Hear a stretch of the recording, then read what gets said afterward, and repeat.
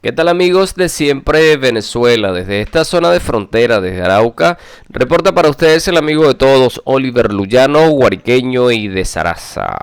Mis amigos, y en este contacto vamos a presentarles algunas noticias trascendentes hasta este momento. La Fiscalía imputará nuevos cargos al gobernador de Arauca, Facundo Castillo, por presunta corrupción en contratos.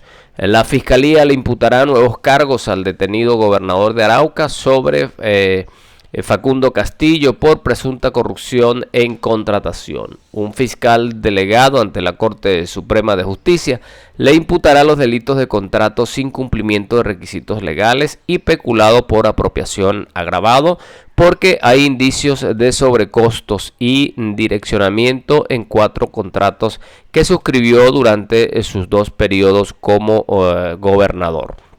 Los contratos 497 del 9 de octubre del 2013 por más de 7 millones de pesos y el 362 del 10 de octubre del 2013 por 2.500.000 pesos. Aquí el objeto fue la dotación de mobiliario escolar para las instituciones educativas del departamento. En los dos se encontraron cotizaciones falsas y sobrecostos. En el primero, el sobrecosto alcanzó a los 1.450 millones de pesos, mientras que en el segundo superó los 619.000 pesos. Modificación al contrato de prestación de servicios 469 en diciembre de 2019 que hizo parte del plan de alimentación escolar PAE con ocasión de la emergencia por el COVID-19 el 23 de abril del 2020. El entonces gobernador cambió el tipo de ración de preparada en sitio por preparada en casa para llegar a 18.036 beneficiarios. Por estos nuevos hechos, la Fiscalía solicitará la imposición de medida de aseguramiento de detención preventiva contra el exgobernador José Facundo Castillo Cisneros, quien ya se encuentra en la cárcel La Picota por presuntamente haber establecido alianzas con el ELN, además de entregarle contratos a ese grupo irregular. Y amigos, el tema de la guerra sigue preocupando a la comunidad internacional. Veamos en esta parte cuáles serían las responsabilidades jurídicas de Rusia tras invadir a Ucrania. El fiscal de la Corte Penal Internacional indicó haber abierto una investigación sobre la situación en Ucrania, evocando crímenes de guerra y de lesa humanidad, luego que Kiev acusó a Rusia ante la Corte Internacional de Justicia de planificar un genocidio. He aquí 5 interrogantes sobre la situación jurídica tras la invasión. ¿Rusia infringió el derecho internacional? Rusia violó el artículo 2 de la Carta de Naciones Unidas que prohíbe el recurso a la fuerza a nivel internacional, declara Geoff Gordon, investigador principal en el Instituto Acer de Derecho Internacional y Europeo, con sede en La Haya. El uso de la fuerza militar rusa no es desconocida. En Ucrania, añadió Philip Sands, profesor de Derecho Internacional, quien trabaja en el Reino Unido. Pero hoy existen reglas para protegernos de tales actos, reflejadas en la Carta de la ONU, lo más parecido que tenemos a una constitución internacional, así lo advierte en un artículo en el diario The Financial Times. Son los compromisos más importantes de la carta lo que Vladimir Putin ha menospreciado, afirmó. ¿Qué tribunales pueden juzgar los asuntos vinculados a Ucrania? Ucrania se presentó ante la Corte Internacional, que sin la menor duda realizará audiencias para determinar sus competencias jurídicas en este caso, aseguró Gordon.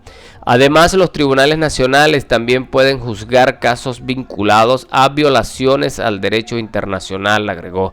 Rusia podría también tener que comparecer ante el Tribunal Europeo de Derechos Humanos al ser acusada por Kiev de violaciones en esta área. Ucrania no es signataria del Estatuto de Roma, tratado fundamental y fundacional de la Corte Penal. No obstante, en el 2014 reconoció formalmente la jurisdicción de esta con respecto a los crímenes cometidos en su territorio.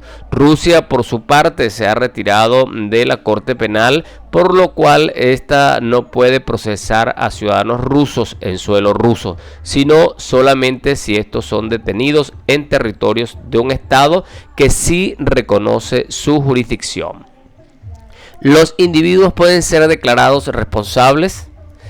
Sí, la Corte Penal Internacional enjuicia a los acusados de las peores atrocidades cometidas en el orbe, lo que incluye al genocidio, crímenes de guerra y de lesa humanidad. Los individuos también pueden ser procesados por tribunales nacionales. Sin embargo, incluso la Corte Penal no puede juzgar el crimen de agresión, el ataque de un Estado contra otro planificado por un dirigente político o militar, si ese país no ratificó el Estatuto de Roma, el cual es el caso de Rusia y Ucrania. No obstante, Sam sugirió crear un tribunal para penal internacional ad hoc consagrado a la agresión rusa contra Ucrania. ¿Qué sigue a continuación? Es la gran interrogante.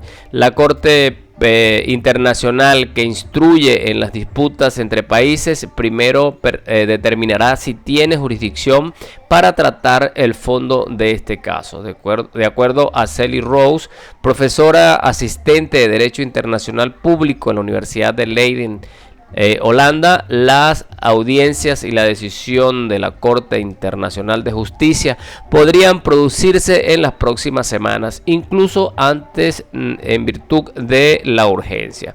En cuanto a la Corte Penal Internacional, podría emitir actas de acusación si los magistrados determinan que tiene jurisdicción y pruebas suficientes, o si un Estado miembro presenta el caso directamente ante este tribunal.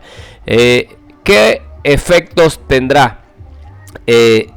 Difícil de predecir. De acuerdo a los expertos, la Corte Internacional de Justicia, cuyas sentencias tienen carácter definitivo e inapelable, no cuenta con un mecanismo de aplicación clásico para hacerlas cumplir, señala Gordon. Por su parte, la Corte Penal Internacional no tiene una fuerza policial propia y depende de los Estados miembros para proceder a arrestos de personas. Por otro lado, asistimos a la movilización de una serie de mecanismos más o menos coordinados, cuyo objetivo es castigar a Rusia por librar una guerra ilegal, como las sanciones económicas, restricciones a viajes y cancelación de eventos deportivos, indicó Gordon. Una sentencia de la Corte Internacional de Justicia podría jugar un rol en tales acciones en el futuro, así lo estima.